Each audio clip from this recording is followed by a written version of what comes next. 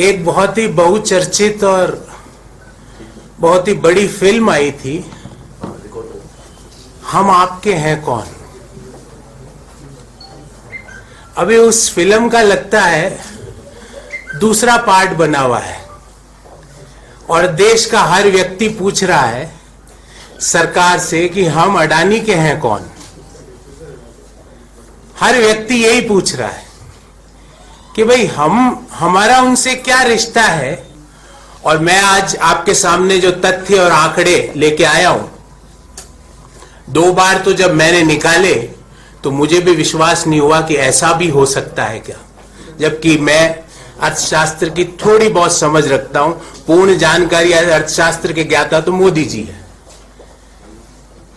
साथियों, Hindenburg report आती है और वो कहती है कि शेल कंपनियों से, विदेशी शेल कंपनियों से अडानी ग्रुप को पैसा मिला। हमने सवाल पूछा कि इस काले धन का असली मालिक कौन है। सरकार इसकी छानबीन क्यों नहीं कराती है? सरकार जेपीसी क्यों नहीं कराती है? अरे संसद के दोनों सदनों में आपका बहुमत है, आपके सांसद ज्यादा होंगे, आप डरते क्यों इतना मोदी जी? और आपके डर को मिटाने के लिए हमने भारत जोड़ो यात्रा करी। डरो मत, सत्यता के साथ खड़े रहो। आप जेपीसी से क्यों भाग रहे हो जब हिंडनबर्ग रिपोर्ट कह रही है कि टैक्स हेवन कंट्री से अडानी ग्रुप को पैसा मिला? उस पैसे का असली मालिक कौन है? विदेशी शेल कंपनियों से भारत आने वाले काले धन का असली मालिक कौन है? अरे बात तो आपने करी थी 15 लाख रुपए हर व्यक्ति के खाते में आ जाएंगे, पर सच्चाई यह है कि 2021 में 30,500 करोड़ रुपया और 14 साल का अधिकतम पैसा स्विस बैंकों में भारतीयों का जमा है। हमको कहा गया स्विस बैंकों से पैसा आएगा, हर व्यक्ति के खाते में 15 लाख जाएगा, और सच्चाई यह है कि स्विस बैंकों में जमा अपने 14 वर्ष के अधिकतम मूल्य पर है। तो जेपीसी से मोदी जी डरो मत। क्यों डर रहे हो और किसे बचाना चाहते हो? दूसरा, जब यह सब धोखाधड़ी हो रही थी, और मैं आपको आंकड़े दूंगा, तो भारत की जो securities and exchange board of India, जिसको हम सेबी कहते हैं, वो सेबी सो क्यों रही थी? किसके दबाव में सो रही थी? मैं आपको कुछ डाटा देता हूं। 24 जनवरी 2023 से लेके 15 फरवरी 2023 के बीच, मतलब 25 दिन के अंदर अडानी ग्रुप का 10.5 lakh crore, 10.5 lakh crore is equal to 10.5 trillion Adani group की मार्केट कैप में कमी आई। सेबी ने कोई जांच नहीं की। किसका पैसा डूबा? उन छोटे छोटे निवेशकों का पैसा डूबा जिन्होंने बढ़े हुए भाव में अडानी कंपनी के ग्रुप के शेयर खरीद लिए। उसके भाव आधे हो गए, सेबी खामोश बैठी हुई है। जब हमारे लोग, हमारे नेता, हमारे अध्यक्ष जेपीसी की मांग करते हैं तो उस मांग को संसद की कार्रवाई से हटा दिया जाता है। दूसरी बात, लाइफ इंश्योरेंस कॉरपोरेशन, जो खुद आज मार्केट में अपना इंश्योरेंस कराने के लिए घूम रही है कि भाई मेरा कोई इंश्योरेंस कर दो, क्योंकि उसकी हालत अडानी ग्रुप ने यह कर दी। और डाटा के साथ आपको बात करूंगा। 30 दिसंबर 2022 को 83,000 करोड़ रुपए का निवेश एलआईसी का अडानी ग्रुप ऑफ कंपनी में था। कब था? 30 दिसंबर। 15 फरवरी अर्थात 1.5 महीने के अंदर 83,000 करोड़ हो गया 39,000 करोड़, मतलब 1.5 महीने में एलआईसी के 44,000 करोड़ स्वाहा। कौन है एलआईसी का मालिक? वो हर व्यक्ति है, वो हर छोटा छोटा सेविंग करने वाला आदमी है जो अपनी छोटी सेविंग एलआईसी की पॉलिसीज में डालता है। 30 करोड़ पॉलिसी धारक है। उन 30 करोड़ पॉलिसी धारकों का 43,000 करोड़ रुपया अडानी ग्रुप में जो एलआईसी ने निवेश किया था वो कमी हो गई। उसका दोषी कौन है? मोदी जी और सेबी ये जांच से क्यों भाग रही है? और तो और अडानी ग्रुप ने जब एफपीओ, जिसको हम कहते फॉलो ऑन पब्लिक ऑफर, जब एफपीओ इश्यू किया तो एलआईसी ने 300 करोड़ उसमें इन्वेस्टमेंट का भी हामी भर दी। अब आप बताइए, किसी कंपनी के 1.5 महीने में 44,000 करोड़ रुपए की जो इन्वेस्टमेंट है उसमें कमी आ गई, वो कंपनी 300 करोड़ रुपए एफपीओ में इन्वेस्ट के लिए तैयार हो जाती है, और सेबी और वित्त मंत्रालय खामोश बैठे हैं। हम सवाल पूछते हैं तो उसको कार्रवाई से हटा देते हैं। तीसरी बात, और बहुत गंभीर बात बोलने वाला हूं, 2001 में केतन पारेख के जो घोटाला हुआ था उसमें जेपीसी हुई थी। उस जेपीसी में यह कहा गया कि अडानी समूह के प्रमोटरों ने शेयर बाजार में हेरफेर करने में सहयोग दिया।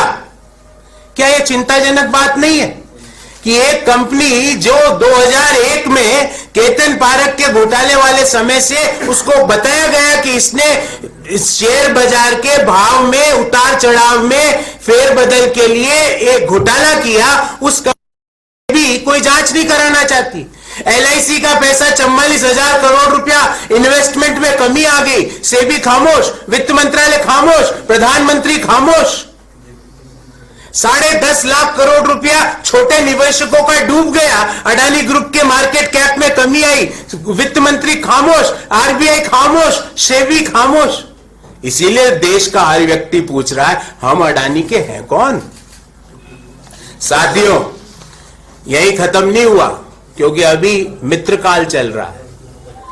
अमृतकाल सरकार बोलती, पर यह अमृतकाल नहीं है, इसको हम कहते हैं मित्रकाल है। और इस मित्रकाल में मित्रकाल पूंजीवाद को बढ़ावा दिया जा रहा है। मैं आपसे पूछता हूं, जांच करने की बजाय इस बजट में 50 नए हवाई अड्डों की घोषणा की गई। मैं आप सब लोगों से पूछता हूं, क्या हमको इंतजार करना पड़ेगा यह जानने के लिए कि वो हवाई अड्डों का संचालन कौन करेगा? अडानी जी एक बिजनेस में एंटर करते हैं, भारत सरकार उसके 6 महीने बाद उस बिजनेस के लिए एक ब्लूप्रिंट, एक नया योजना, एक सब्सिडी, एक नई स्कीम लेके आ जाती है। उदाहरण देता हूं साथियों आपको, 1 फरवरी को मित्रकाल का बजट आया, 50 हवाई अड्डे नए अनाउंस हुए, किसको संचालन में जाएंगे हमें पता है। 14 जून 2022 को अडानी समूह ने घोषणा की कि अब मुझे हाइड्रोजन में $50 बिलियन का इन्वेस्टमेंट करना है, हाइड्रोजन एज ए फ्यूल।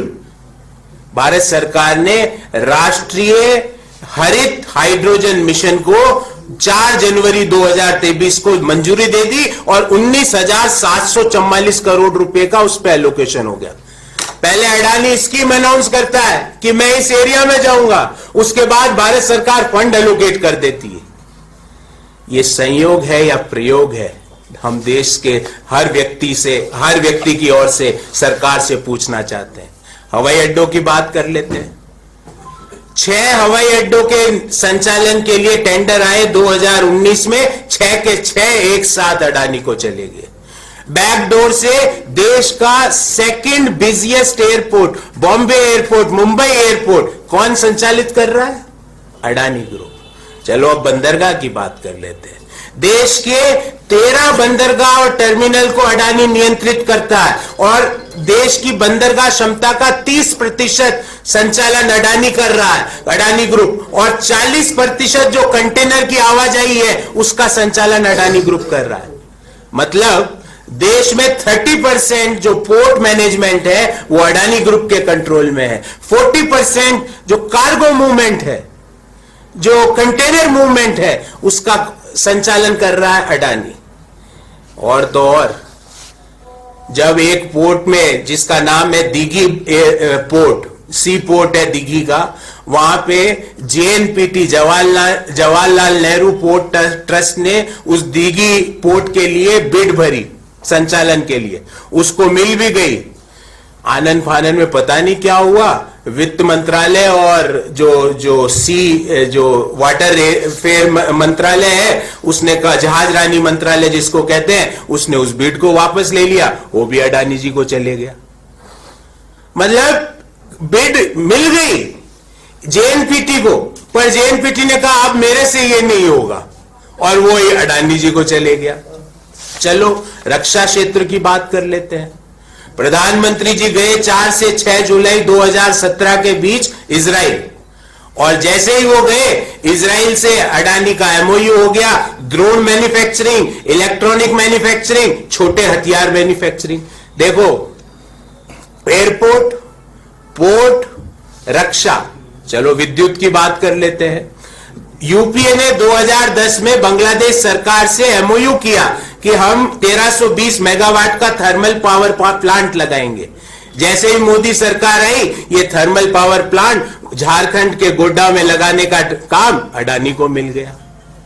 मतलब कोई भी स्ट्रेटेजिक इंटरेस्ट का विषय हो, भले ही वो पानी हो, आकाश हो, अग्नि हो, हम कहते हैं ना पंच महाभूत, ये पंच महाभूत को कंट्रोल कर लिया अडानी ग्रुप ने।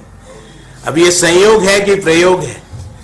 और हम किसी व्यक्ति के 609वें स्थान से दूसरे स्थान के अमीर बनने के खिलाफ नहीं है, पर क्या हम देश के स्ट्रेटेजिक इश्यूज को, जिसमें रक्षा, जिसमें पोर्ट्स, जिसमें एयरपोर्ट्स, क्या उसका संचालन हम एक प्राइवेट ग्रुप को दे दें? और ऐसा प्राइवेट ग्रुप जिसको 2001 के केतन पारिक घोटाले में सेबी ने पता लगाया कि इन्होंने शेयर बाजार में हेरफेर की, क्या ऐसे ग्रुप को देना उचित है? क्यों सेबी और क्यों रिजर्व बैंक ऑफ इंडिया खामोश है? क्यों फाइनेंस मिनिस्ट्री खामोश है? और तो और, जैसा राहुल गांधी जी ने कहा कि 2014 से पहले अडानी जी, प्रधानमंत्री जी अडानी के हवाई जहाज में घूमते थे, और 2014 के बाद अडानी जी मोदी जी के हवाई जहाज में घूमते हैं। और जहां जहां मोदी जी विदेश में जाते हैं, जैसे ही वापस आते हैं, वहां से एक बड़ा काम अडानी को मिल जाता है। मैंने उदाहरण दिया आपको इजराइल, मैंने आपको उदाहरण दिया बांग्लादेश। और मुझे यह बताइए, ड्रोन मैन्युफैक्चरिंग में अडानी का क्या अनुभव है? इलेक्ट्रॉनिक मैन्युफैक्चरिंग में अडानी का क्या अनुभव है? एयरपोर्ट मैनेजमेंट में अडानी का क्या अनुभव है? थर्मल पावर मैन्युफैक्चरिंग में अडानी का क्या अनुभव है? तो ये संयोग नहीं है प्रधानमंत्री जी, ये क्लियर कट प्रयोग है।